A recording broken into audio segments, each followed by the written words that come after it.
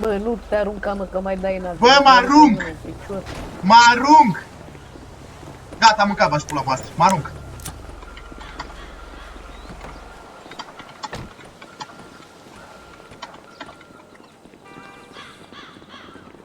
Gata. Te arunci? Au, M-am căzut bine. te aruncă agresiv.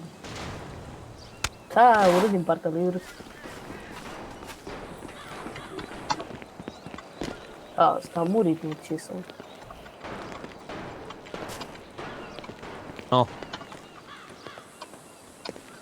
Au. Au. Oana mai are și să-i bag. Domnul medic.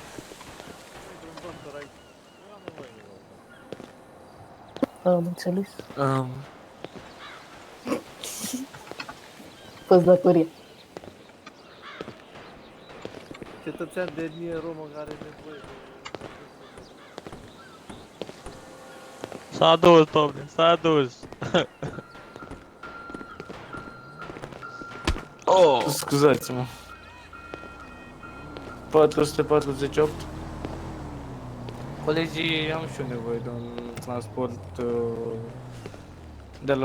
de fața spitalului Paleta Băi către Sandy Shores la morgă și crearea unui certificat de deces.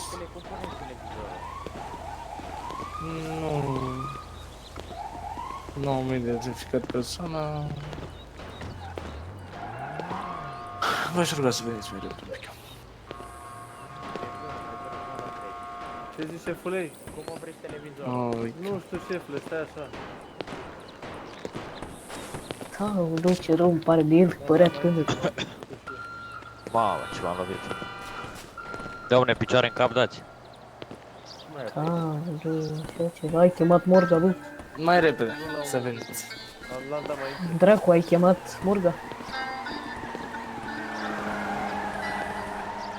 Taci, bă, și tu cu morga ta. Te-ai prăjit, drogatule.